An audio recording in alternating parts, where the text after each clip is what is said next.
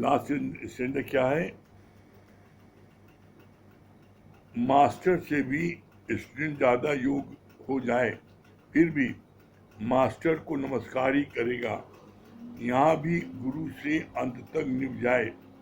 पानी भरे पनिहारिया रंग बिरंगे घड़े भरिया उसका जानिए जाका तोड़ चढ़े। अपने ऊपर एक लिविंग मास्टर रखो जो तुम्हारे अहंकार को पकड़ सके। जले हुए दिए के नीचे भी दूसरा दिया रखना पड़ता है उसके नीचे के अंधकार को मिटाने के लिए। कल यहाँ तक हुआ था। इसके आगे आज 11वें अध्याय का 46 से 55 श्लोक तक क्या बोला भगवान ने? अर्जुन ने जब श्री कृष्ण भगवान का ऐसा विराट स्वरूप देखा तो वो अंदर में भयभीत हुआ। हम सब केवल एक मिनिस्टर से या किसी बड़ी हस्ती से मिलने जाते हैं तो हमको भय सा लगता है। कृष्ण का चतुर्भुज रूप देखने की कामना अर्जुन ने की। विष्णु की 4 भुजाएं यानी 4 शक्तियां, एक भुजा में शंख, फिर एक में चक्र, एक में गदा और पद्म है। भगवान शंख बजाते हैं, आत्मा का चक्र ऐसा चलाते हैं कि हम माया के चक्कर से छूट जाते हैं। गदा यानी ज्ञान गदा के द्वारा विकारों से छुड़ाते हैं और कमल के फूल की भांति निर्लिप्त बनाते हैं।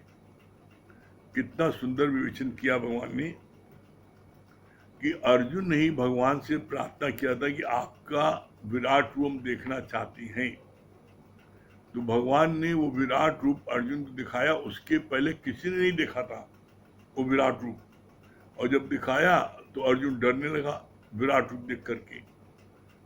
तब भगवान से प्रार्थना की कि आप सहज रूप में आ जाइए। तब भगवान सहज रूप में आए तो बोला तुम भी जब किसी से बड़े व्यक्ति से मिलने जाते हो तो तुम्हारे अंदर बड़ा डर सा लगता है, अरे उससे मिलने जा रहे हैं। डर, ये डर तुमको क्यों लगता है? क्योंकि तुम अपने देह भाव में होते हो, मैं छोटा आदमी वो बड़ा आदमी। आत्मा में कोई बड़ा छोटा नहीं होता।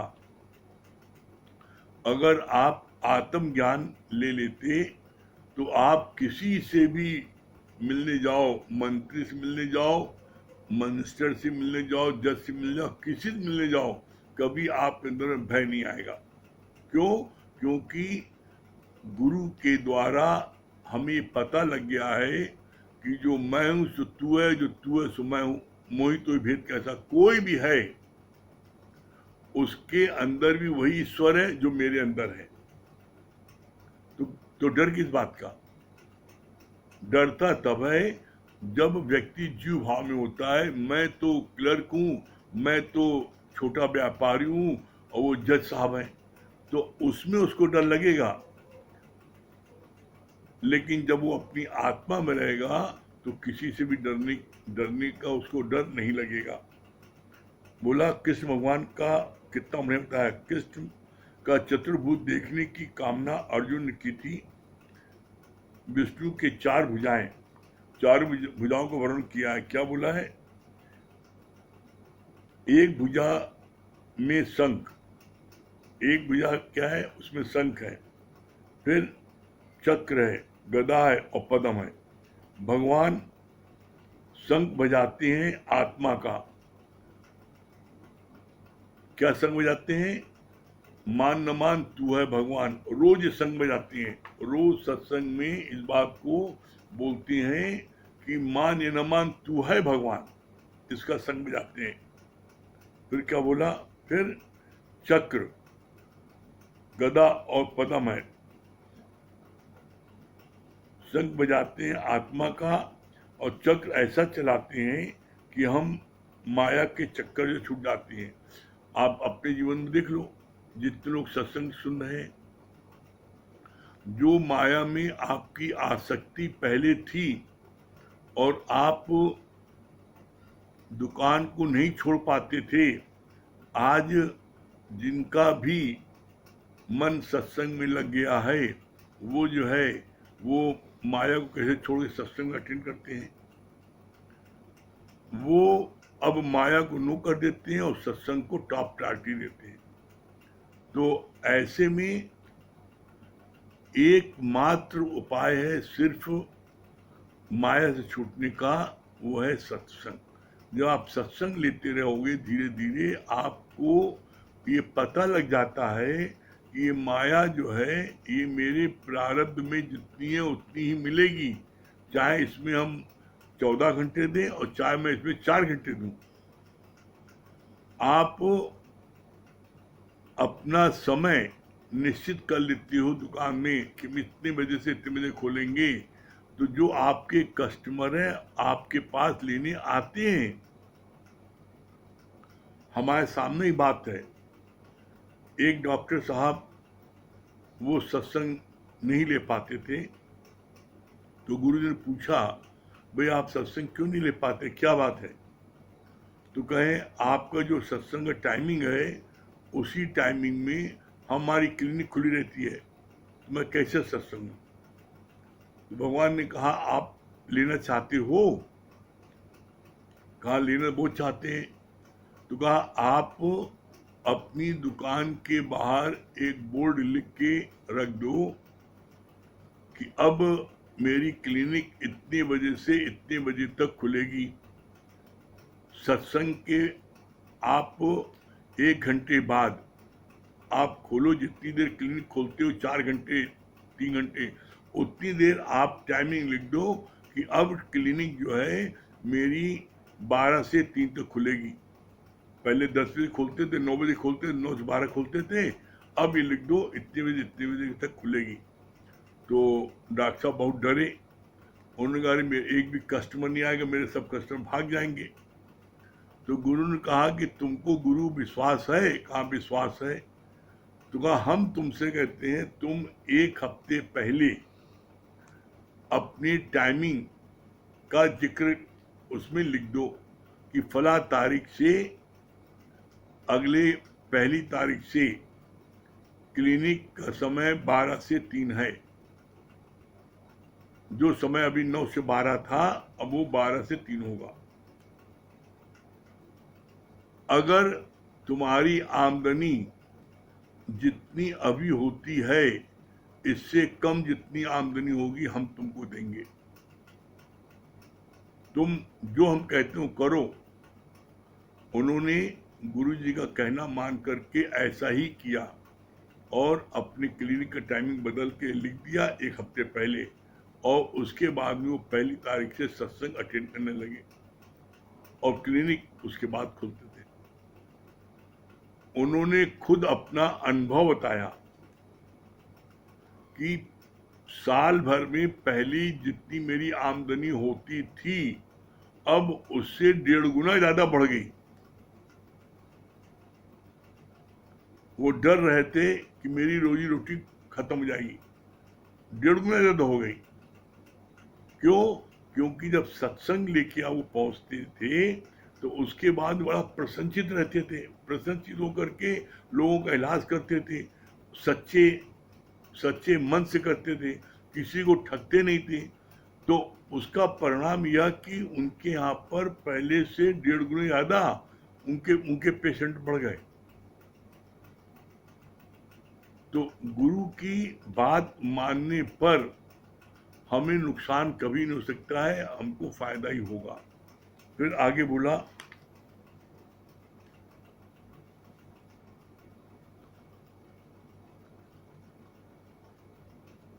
आत्मा का चक्र ऐसा चलाते हैं कि हम माया के चक्कर से ही छूट जाते हैं।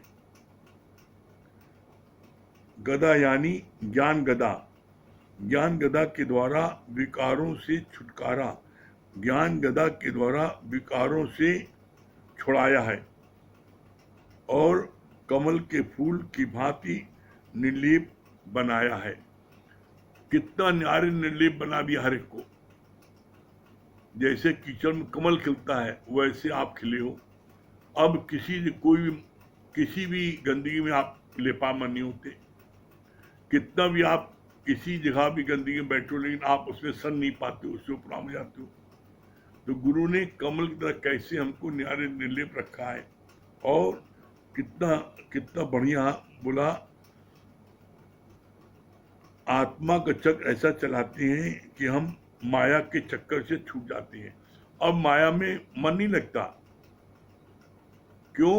क्योंकि अब ये बात समझ में आ गई है कि जितनी मेरे प्रारब्ध में माया है वो हमको मिलके ही रहेगी। तो ऐसे में उधर से ऑटोमेटिक जो है धीरे धीरे ध्यान हटता जा रहा है और ज्ञान में मन ज्यादा लगता जा रहा है। यही प्रोसेस आपका जब रहेगा तो गुरुजी ने बहुत अच्छी बात कहा जैसे गर्भवती स्त्री का सारा कार्य 9वें महीने में आके छूट जाता है, इसी तरीके से आप भी ज्ञान में मनमुना भाव होकर के सुनोगे तो आपके भी सारे सकामी कर्म धीरे धीरे टोटल छूट जाएंगे। फिर आगे बोला, अर्जुन जब भी बात करता है कृष्ण से उसके स्वर में विनय, अनुग्रह, नम्रता है। वो बार बार जैसे कृष्ण से रिक्वेस्ट करता है, हम भी जब गुरु को इतना महान समझेंगे तभी फेमिलियरिटी में नहीं गिरेंगे। ब्रह्म की शक्ति सर्वत्र है, पर योगी हृदय निवास और भोगी हृदय उदास। इतना बढ़िया जिक्र किया है भगवान ने। अर्जुन जब भी भगवान कृष्ण से बात करता है तो अतिशय विनम्र शब्दों में बात करता है, अदब से बात करता है, रिस्पेक्ट से बात करता है। बोला ऐसे तुम बात करते हो गुरु से? कहानी अर्जुन अनुग्रह नम्रता है, वो बार बार जैसे कृष्ण से रिक्वेस्ट करता है, हम भी जब गुरु को इतना महान समझेंगे तभी फेमिलियरिटी में नहीं गिरेंगे। फिर बोला ब्रह्म की शक्ति सर्वत्र है, पर योगी हृदय निवास। बोला ब्रह्म की शक्ति, वो ब्रह्म की शक्ति सबके अंदर है, लेकिन क्या बोला, योगी हृदय निवास और भोगी हृदय उदास। मतलब क्या है, योगी के हृदय में उसी प्रकार से ब्रह्म की शक्ति दिखती है जैसे सूर्य उदय होने पर सूर्य शीशे में पूरा पूरा दिखाई पड़ता है। तो उसी तरीके से योगी के हृदय में परमात्मा ऐसे ही दिखाई पड़ता है जैसे दर्पण में सूर्य दिखाई पड़ता है। भोगी हृदय निवास, क्या भोगी हृदय उदास। उदास मतलब क्या है, जो भोगी है उसके हृदय में भी परमात्मा है, लेकिन परमात्मा उसी प्रकार से नहीं दिखाई पड़ता जैसे शीशे के आगे पर्दा पड़ा हो, शीशे के आगे गंदगी हो, पानी में अपनी शक्ल दिखती है।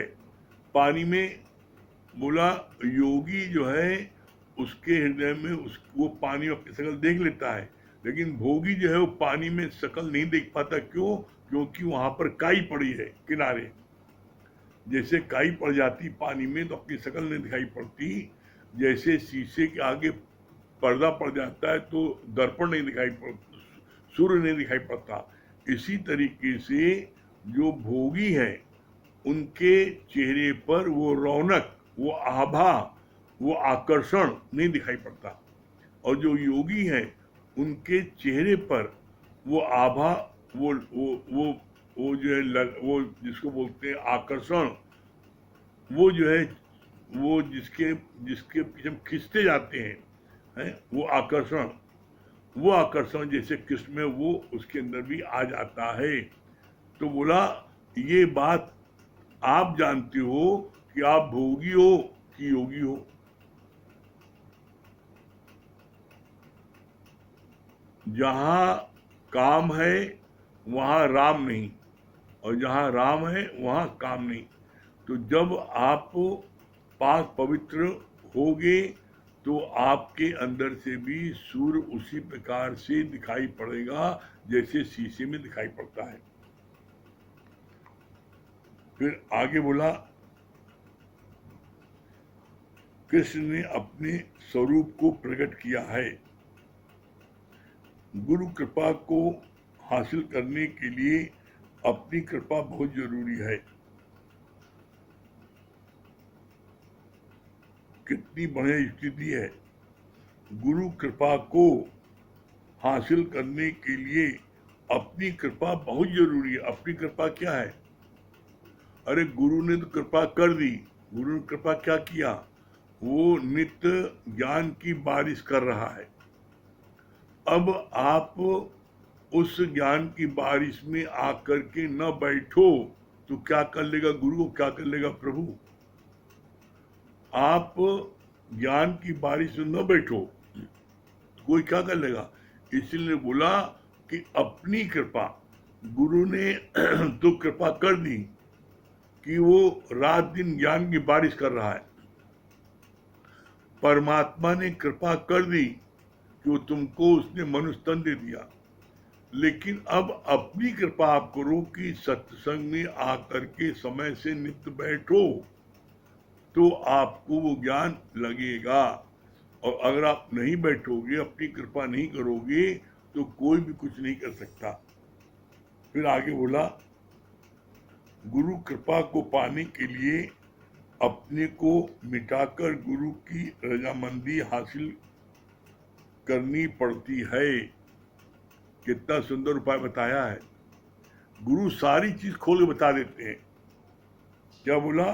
गुरु की कृपा को पाने के लिए अपने को मिटाकर गुरु की रजामंदी हासिल करनी पड़ती है। जब मेरी अपनी कोई विल ही नहीं है, बस जो मेरे मास्टर की विल है, जो मेरे गुरु की विल, वही मेरी विल है, तो कैसे हम अलग होंगे? कैसे हम गुरु के प्यारे नहीं होंगे? जब हम अपनी विल, इच्छा किसी और चीज की रखती हैं और गुरु कहता है ये करो, जब दोनों के विचारों में डिफरेंस आ जाता है तब जो है वो शिष्य गुरु से दूर भागता है। गुरु जो है एक भी विकार वो देख करके जब तक उसको वो दूर नहीं कर लेगा वो चैन से नहीं बैठेगा। क्यों नहीं बैठेगा? क्योंकि तुम्ही ने गुरु से प्रार्थना किया है, गुरु जी मेरे तेरे जैसे मेरी जीवन बने, तेरे जैसे मेरा जीवन बने। तो जब तुमने गुरु से प्रार्थना किया कि गुरु जी आप कुछ भी हो, मारो काटो कुछ भी करो, लेकिन आप अपने जैसा जीवन मेरा बना दो, तो जो पत्तियां झाड़ एक्स्ट्रा हैं उसको तो माली काटेगा ही कैंची से। उसी तरीके से गुरु हमारे विकारों को वो काटता है, काट छाट करता है और तब वो जो है खूबसूरत बना देता है। तो ऐसे में जब गुरु काटता छाटता है तो उससे बहुत बुरा लगता है। उसमें ऐसा लगता है कि गुरु मेरा दुश्मन है। अरे ये बात अपने मन में पक्की बैठा लो। गुरु कुहार शिष्य कुंभ है, गड़ गड़ काढ़े खोट और अंदर हाथ सहार दे बाहर मारे चोट। गुरु जो है वो हमारे खोट को निकालने के लिए अंदर से हाथ का सहारा देता है। जैसे कुहार जो है घड़े का टेढ़ापन, खराबी जो है उसकी दूर करने के लिए अंदर से हाथ का सहारा दे करके ऊपर से थप थप करता है, तब वो घड़ा ठीक बनता है। इसी तरीके से मेरे अंदर में जो भी विकार विषय गुरु देखता है उसको वो अंदर से हाथ दे करके ऊपर से उसको थप थप करके उसको दूर करता है।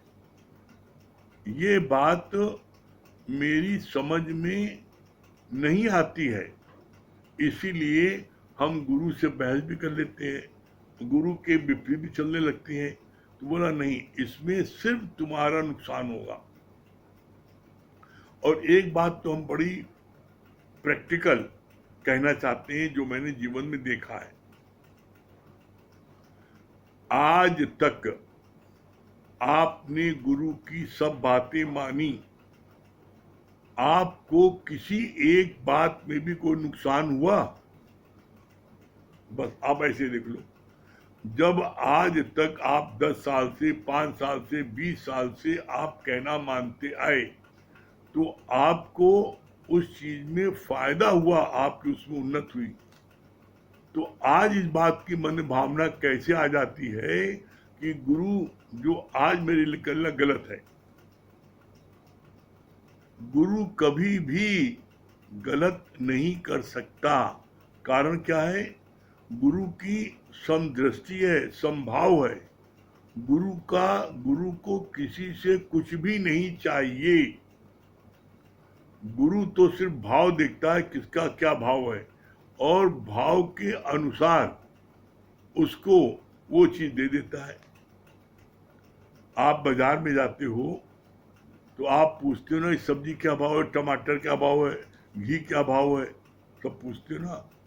तो उसी तरीके से यहाँ गुरु तुम्हारे भाव को देखता है, और जब देखता है कि इसका भाव जो है ये एकदम पाक पवित्र शुद्ध है, तो फिर गुरु अनायास ही वो जो है सब उड़ेल देता है। इसके लिए हमें हमेशा गुरु का कृपा पात्र बने रहना पड़ेगा। और उसके लिए क्या उपाय बताया? क्या बताया? कहा कि जब हम गुरु की हर बात मान लेते हैं,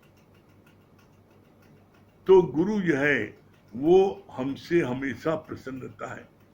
जब आप गुरु की कोई बात नहीं मानते, तभी जो है गुरु को जो है बुरा लगता, अरे कि मेरी बात नहीं मान, मैं इसी की भलाई के लिए कह रहा हूं। ऐसा तुमको लगता है कि ये जो गुरु कह रहा है इसमें मेरी गिरावट है, इसमें हमारे नुकसान है, ऐसा तुम्हारा मन दिखलाता है। तुम गुरु की बात को मान के देख लेना, तुम्हारे को फायदा ही फायदा होगा, नुकसान कभी नहीं हो सकता। और अपने बीते हुए समय को 10 साल, 15 साल, 5 साल से आप देख रहे हो, कहना मान रहे हो, तो क्या कभी किसी बात में कोई नुकसान हुआ है? चेक कर लो। जब आज तक कोई नुकसान नहीं हुआ, तो आगे बात मानने में नुकसान कैसे होगा? ये मनु राम शैतानी करते हैं कि अगर इसकी पूरी बात मानते गए तो मेरा तो कोई स्थान ही नहीं रहेगा। इसलिए बीच बीच में आपको भड़काते हैं, और आप उनके भड़काने में आ जाते हो, तभी नुकसान होता है। फिर आगे बोला, कितनी अच्छी बात, यहाँ पर कितना अच्छा गुरु जी ने बोला है। गुरु की कृपा को पाने के लिए अपने को मिटाकर गुरु की रजामंदी हासिल करनी पड़ती है। गुरु की रजामंदी हासिल करनी पड़ती है। क्या बोला? अपने को मिटाकर। जब हम अपने को मिटा देते हैं, मेरी कोई हस्ती नहीं है, गुरु जैसे चाहे वैसे करे, तो उसमें क्या होता है, उस समय फिर हमको गुरु की कृपा मिल जाती है, हम गुरु के कृपा पात्र बन जाते हैं। और जब गुरु के कृपा पात्र आप बन जाते हो, अर्जुन कृष्ण का कृपा पात्र बन जाने पर ही कृष्ण के विराट रूप का दर्शन किया। इसी तरीके से जब तुम गुरु की कृपा पात्र बन गए, तो गुरु का विराट रूप तुम स्वयं देख लोगे। अभी जो है, जो तुम्हारा मन बुद्धि हिलती डुलती है, वो मनु राम तुमको बीच बीच में पंडित बन करके भड़काते रहते हैं। इसलिए गुरु ने बोला, मन को नो करो और गुरु को यस करो। फिर आगे कितनी अच्छी बात बताई, चार भुजा के भजन में भूल पड़े बहु संत, मेरा भगवान ऐसा है जाकी भुजा अनंत। बचपन से सबने सुन रखा है कि भगवान ऊपर है, वो ही मनुष्य दर्शन की लालसा रखता है। यहाँ आकर गुरु को भी जान लिया, उसकी महिमा कर ली, उसमें भी तेरा की। अबे कही यूं न कहीं न कहीं, जब तक तुमने स्वयं को नहीं जाना तब तक तुम्हारा काम पूरा नहीं हुआ। कितनी सुंदर बात गुरु ने बोली है। मेरा भगवान ऐसा है, मेरा ये ऐसा है, मेरा गुरु ऐसा है।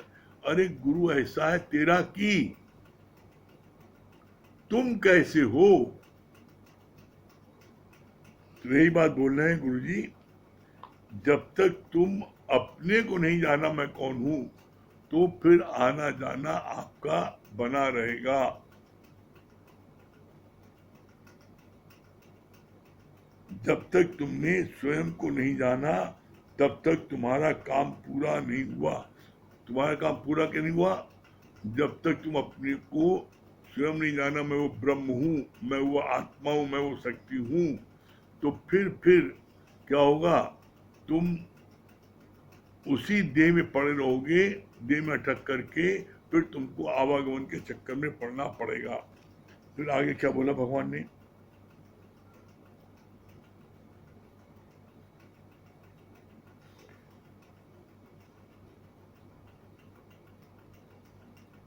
परमात्मा इतना विशाल है, ये सब नहीं जानते।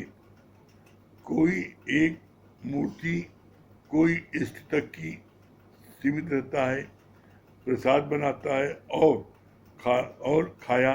मंदिर तो बन गए पर भगवान किधर है? Question mark. परमात्मा इतना विशाल है, ये सब नहीं जानते।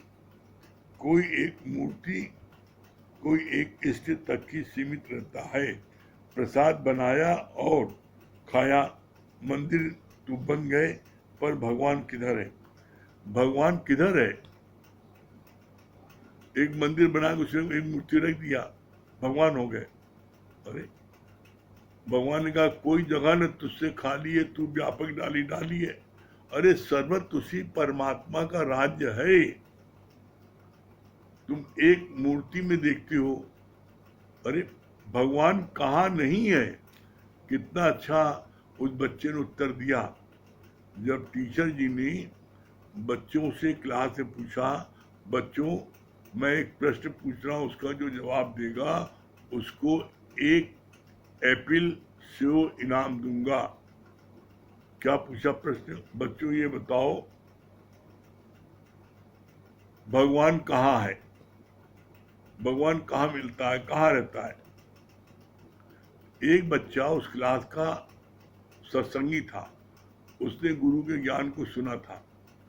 उसने खड़ा हो गया और उसने कहा सर मैं बताऊं? कहा बताओ। कहा कि आप एक एप्पल देंगे, भगवान कहाँ रहता है इस पर बताने पर मैं आपको 2 एप्पल दूंगा। आप ये बताइए भगवान कहाँ नहीं है? कैसी मजे की बात बताई। कहा आप ये बताइए भगवान कहाँ नहीं है, ये आप बता दीजिए तो मैं आपको 2 एप्पल दूंगा।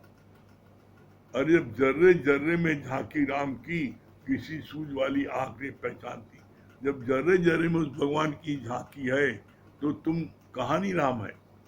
तो इसीलिए बोला कि जब तुम ये गीता ज्ञान सुन लेते हो तो तुम किसी के प्रश्न का कोई भी उत्तर है बड़े आराम से दे सकते हो। क्या बताया? परमात्मा इतना विशाल है, ये सब नहीं जानते। कोई एक मूर्ति कोई एक इष्ट तक ही सीमित रहता है, ये मेरे भगवान हैं, एक मूर्ति सीमित हो गए, एक मंदिर के उसमें सीमित हो गए। अरे ज्ञानी सब में भगवान देखता है, सर्वत्र वही भगवान को दिखता है।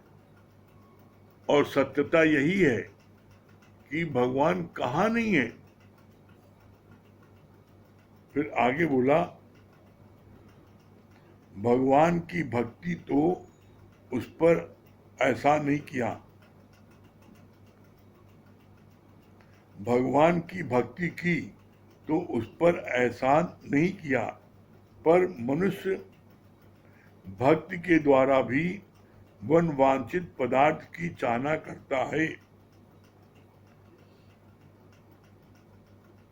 भगवान को न वेदों से, न जप तप से, न अध्ययन से के द्वारा जाना जा सकता है। कितनी बढ़िया बात बताई भगवान ने। क्या कहा?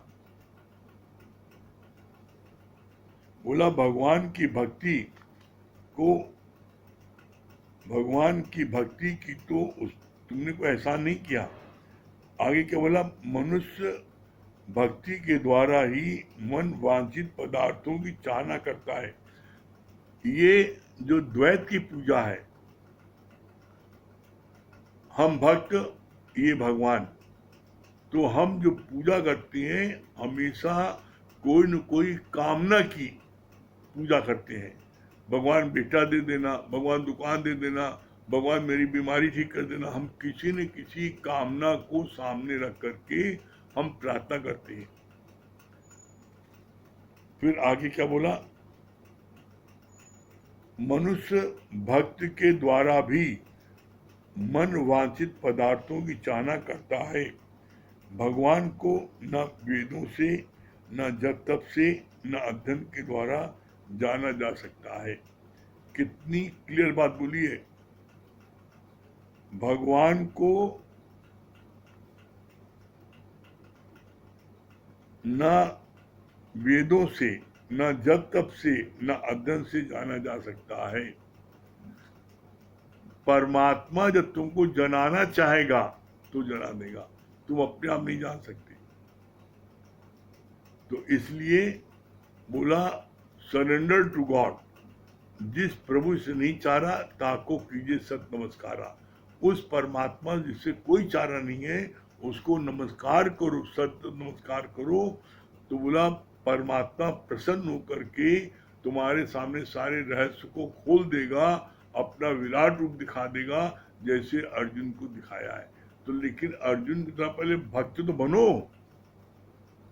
अर्जुन सच्चा भक्त था, ऐसे सच्चे भक्त तो बनो पहले। और जब सच्चे भक्त बनोगे तो जैसे भगवान कृष्ण ने अर्जुन की हमेशा रक्षा की है, उसी तरीके से गुरु तुम्हारी हमेशा रक्षा करेगा। करके देखो और सफलता न मिले तब कहना, ठीक है? हाँ नीलू जी।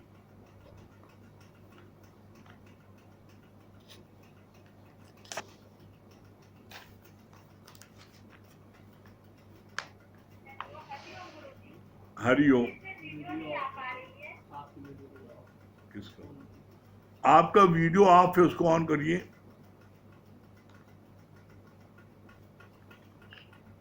नहीं आ रहा गुरुजी, कुछ सेटिंग में जो है लग रहा है। लेकिन सच बात है, जो बैठे हुए वास्तव में है कि जो सत्संग में मिल रहा है, गुरुजी वीडियो नहीं आ पा रही है। कोई बात नहीं, ऐसे ही बताइए। जी हाँ क्या सच बता बात रही? है गुरुजी, बहुत अच्छा लगा गुरुजी। अभी आपने बताया कि जो योगी है, योगी के अंदर ही जो है परमात्मा का वास है, लेकिन जब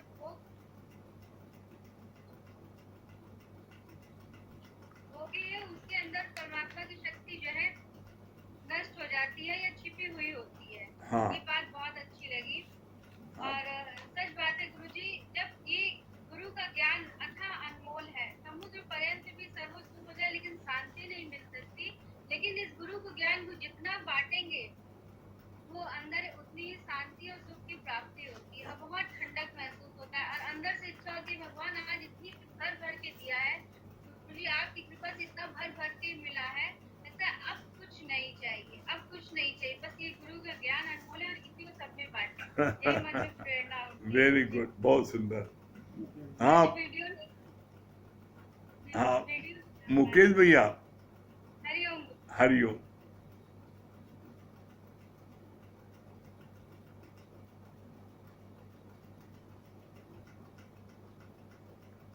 हाँ मुकेश भैया, मुकेश भैया क्या बोल रहे हैं?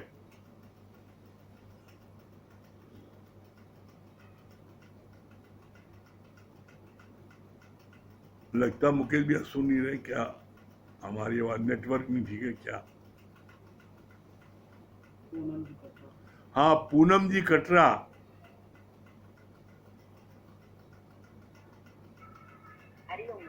हरिओम। हाँ क्या बता रही पूनम जी? आपने बहुत अच्छा लगा, आपने बताया ना क्रोधी का प्रभाव घर में पड़ सकता है तो ज्ञानी का प्रभाव नहीं पड़ेगा। ये बात अच्छी लगी। और एक बात ये अच्छी लगी कि मतलब आत्मा में कोई छोटा बड़ा नहीं है। अगर हम जीव भाव आते तभी हम डरते हैं, आत्मा तो एक जैसी शक्ति है। ये बात भी बहुत अच्छी लगी। बहुत सुंदर, बहुत बढ़िया। हरिओम। हैं? हाँ महेश भैया,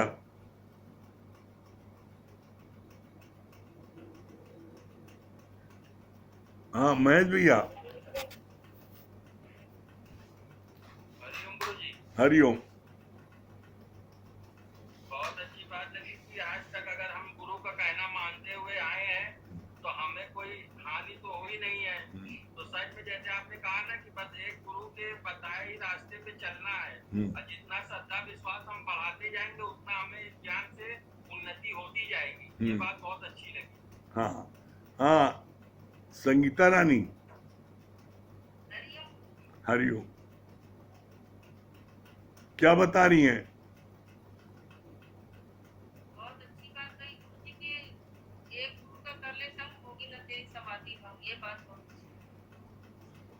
हाँ हाँ मुकेश भैया,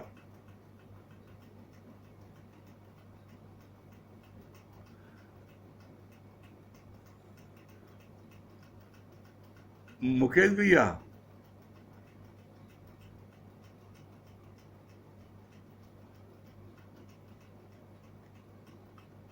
मुकेश भैया कहाँ छुप गए भाई? अभी आ गए तो फिर छुप गए।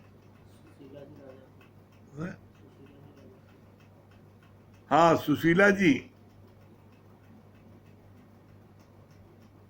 आवाज सुनाई पड़ रही सुशीला जी?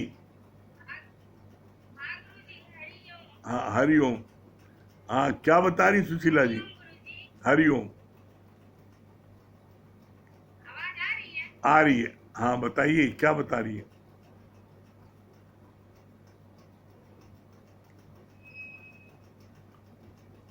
बहुत अच्छी बात लगी आपने कि मतलब मन को न करे गुरु को यश करे। और दूसरी बात ये भी बहुत अच्छी लगी कि जब भी गुरु जो कहे वो मतलब हमेशा सुने, सच्चे भक्त बने। हाँ, और एक बात तो नई और लगी कि कुल्हाड़ी वाली बात जो कही थी कि नई कुल्हाड़ी थी, जाते जाते ठोकर लगा तो वो पेड़ नहीं कटा। इसी तरीका से ने मनुष्य मतलब भगवान बताए कि हम भी उसी तरीका मोह माया में ठोकर लगाते लगाते इतने सुनते पंचायत करते करते मतलब हमारा भी वही हाल हो गया है। ये भी ज्ञान जल्दी नहीं लगता है। हाँ चलिए भजन सुना दीजिए। हाँ भजन सुनाइए।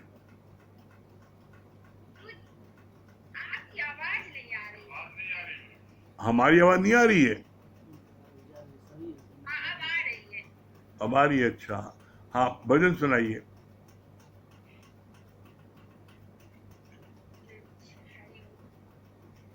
तेरा प्यार खींच कर लाया, तेरा प्यार खींच कर लाया, मुझे सावरिया तेरे द्वारे, तेरा प्यार खींच कर लाया, मुझे सावरिया तेरे द्वारे। तब अपना आप भुलाया, तब अपना आप भुलाया, जब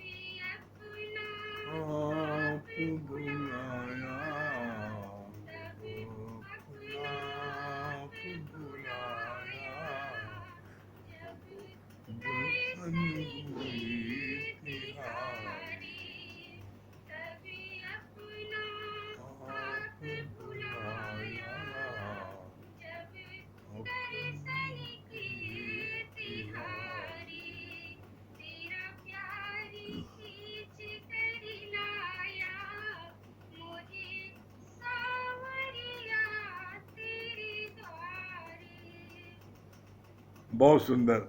हाँ संजय भैया क्या बोल रहे हैं? संजय भैया क्या बता रहे हैं? हाँ क्या बता रहे हैं? हाँ बात बहुत अच्छी लगी कि नित्य का सत्संग, रोज का अभ्यास बहुत जरूरी है जीवन में। हम्म, ये बात बहुत अच्छी लगी। हाँ वेरी गुड, बहुत सुंदर। हाँ हरिओम। जगदीश भैया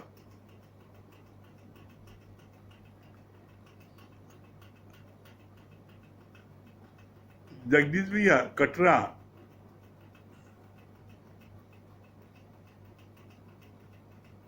हरिओम प्रभु। हाँ क्या बोल रहे हैं?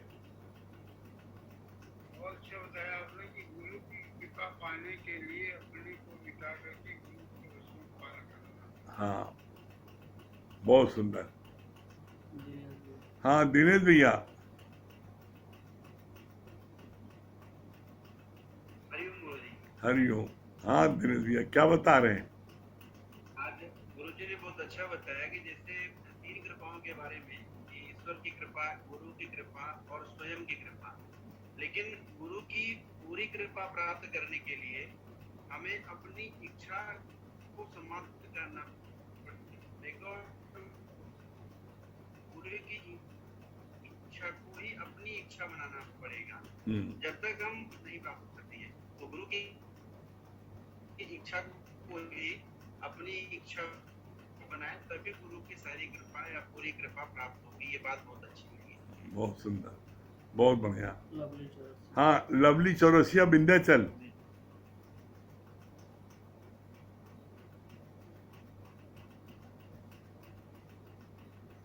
हरिओम गुरु जी। हरिओम। हाँ क्या बोली लवली जी? बहुत अच्छा आपने बताया गुरु जी कि जब तब से हम भगवान को नहीं पा सकते, जब तब से जब गुरु की कृपा होगी और अपनी कृपा होगी तभी हम भगवान को जान सकते हैं, पहचान सकते हैं। जब तब से हम भगवान को नहीं पा सकते। और ये बात अच्छी लगी कि जिस प्रभु से नहीं चारा ताको करिए नमस्कार।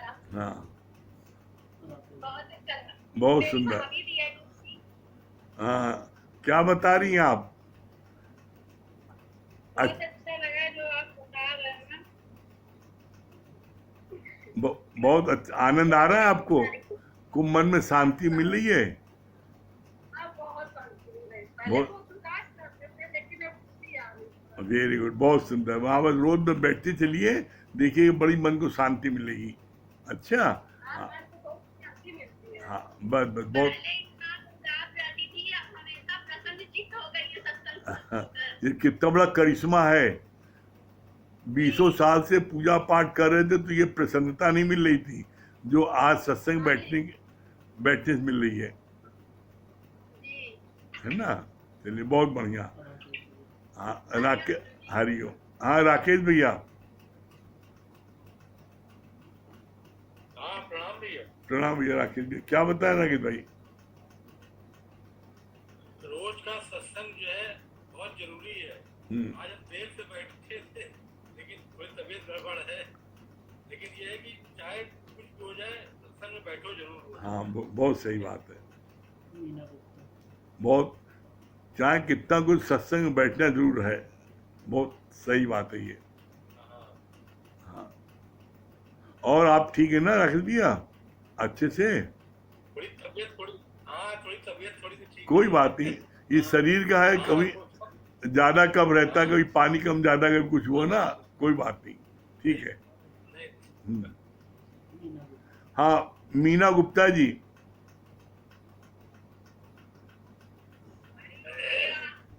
हाँ हरिओम। हाँ हरिओम क्या बता रही है? बहुत अच्छा लगता है रोज यहाँ बैठने से, गुरु के सानिध्य में रहने से, नीति का सत्संग सुनने से मन में शांति, संतोष, आनंद, पॉजिटिव थिंकिंग आता है और प्यार। एक ओर से गुरु का मस्त करे दिन रैन, बहुत अच्छा लगता है। अब इतने कोरोना काल में इतना भयानक सब सुन के, लेकिन हम तो अपने मस्ती में रहते हैं, बहुत ज्यादा न्यूज के चक्कर हाँ बहुत अच्छा लगता है भैया, आप देख के नींद का सत्संग लेते रहते हैं। बहुत सुंदर, बहुत बढ़िया। हाँ सुनैना जी,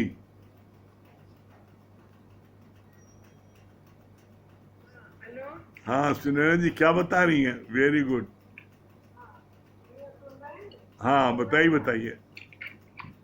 बहुत अच्छा।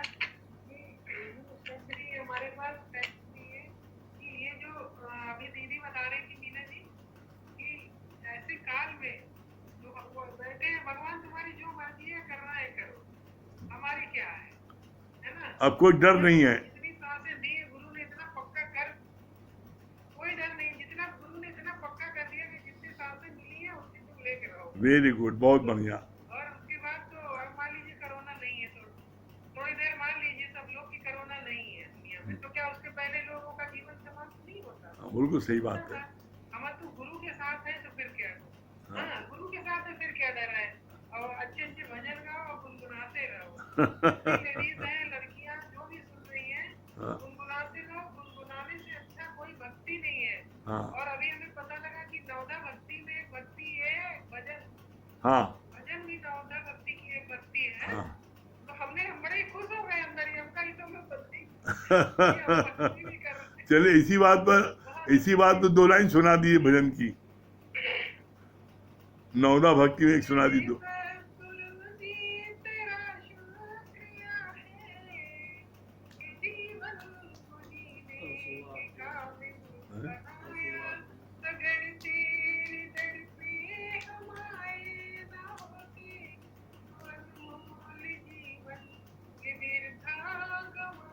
वाह, गुरु तेरे दर पे ही मिलती है मुक्ति, ये मुक्ति तेरे दर पे भरती है पानी। हमें मुक्ति की कोई इच्छा नहीं है, तेरे गीत गाती रहे जिंदगानी। कभी मेरे सपनों में आते, कभी मेरे गीतों की बन जाते, कभी जिंदगी के कठिन रास्तों में बन के मसीहा वो राह दिखाते, कभी मेरी बहुत सुंदर, बहुत बढ़िया। हाँ कल सुबह का सत्संग 8 बजे से होता है कंपनी बाग में। कल सुबह 8 बजे कंपनी बाग में होगा। और दूसरे सूचना ये कि हमारे 2 प्यारे नीरज भैया और विवेक भैया, इनको भी कोरोना हो गया है। तो जिनके पास भी नंबर है वो लोग भी अपना थोड़ा बातचीत कर लेंगे तो बड़ा प्रोत्साहन मिलता है। हमारे 2 प्रेमी, सत्संग प्रेमी नीरज और विवेक, दोनों को कोरोना हो गया है। तो जो भी प्रेमी सुन रहे हैं वो लोग उनसे फ़ोन से बात करेंगे तो उनको थोड़ा बल मिलेगा गुरु का। आप वो लोग बड़े पुराने अपने सत्संग के हैं तो अच्छा रहेगा, इससे प्रेमी बढ़ता है। ठीक है, चलिए समय हो रहा है, ओम का जाप कर लें। और कल सुबह 8 बजे सत्संग कंपनी बाग में।